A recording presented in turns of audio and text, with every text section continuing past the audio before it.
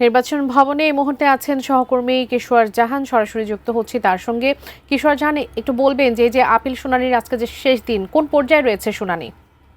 এখনো ঘেরাও করে রেখেছে ছাত্রদলের নেতাকর্মীরা এবং এর আগেও জানিয়েছিলাম নিরাপত্তা জোরদার করা হয়েছে।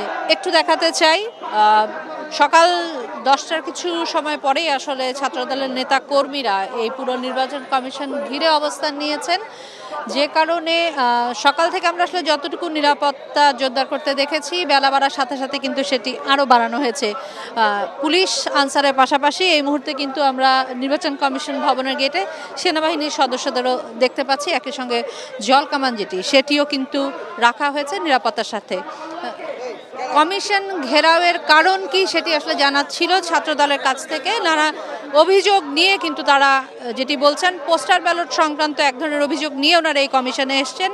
একটি কথা বারবার বলছেন, কমিশন পক্ষপাতদুষ্ট এবং প্রশ্নবিদ্ধ সিদ্ধান্ত নিচ্ছে। এই অভিযোগটি ছাত্রদলের পক্ষ থেকে করা হয়েছিল এবং একটি বিশেষ গোষ্ঠীকে সুবিধা দিচ্ছে কমিশন, এই অভিযোগটিও কিন্তু ওনারা বারবার করেছেন। এবং তার সঙ্গে আরেকটি বিষয় যেটি উঠে এসেছে সেটি হচ্ছে রাজনৈতিক দলের প্রত্যক্ষ প্রভাব এর কথা ওনারা বলছেন শাহজালাল বিজ্ঞান ও প্রযুক্তি বিশ্ববিদ্যালয়ে ছাত্র সংসদ নির্বাচনকে ঘিরে। তো সব মিলিয়ে আসলে কতক্ষণ অবস্থান করবেন ছাত্রদলের নেতাকর্মীরা সেটি ছাত্রদলের পক্ষ থেকে আমাদেরকে জানানো হয়েছে যে ওনারা সন্ধ্যা পর্যন্ত আসলে অবস্থানের সিদ্ধান্ত নিয়েছেন। যদিও বিকেলবেলা দলটির মহাসচিব, বিএনপি মহাসচিব মির্জা ফখরুল ইসলাম আলমগীরের সঙ্গে কিন্তু কমিশনের বৈঠক আছে। একটু জানিয়ে রাখতে চাই, আজকে আসলে আপিল শুনানির শেষ দিন, যে কারণে সেটি নিয়েও এক ধরনের অস্থিরতা আছে।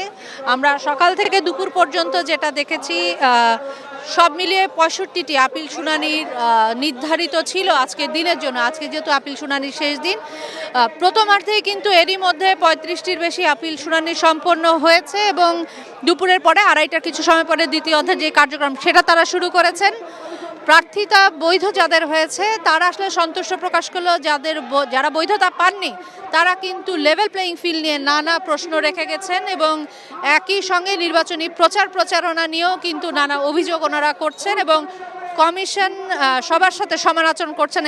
এই অভিযোগটি কিন্তু আসলে বৈধতা পেয়েছেন, বৈধতা পাননি কম বেশি অধিকাংশ প্রার্থীর অভিযোগ ছিল। তো এই মুহূর্তে ঘেরাও করে রেখেছে ছাত্রদলের নেতাকর্মীরা, ওনারা সন্ধ্যা পর্যন্ত অবস্থান করবেন জানিয়েছেন। পরবর্তীতে ওনারা হয়তো ওনাদের কর্মসূচি জানাবেন আমাদের।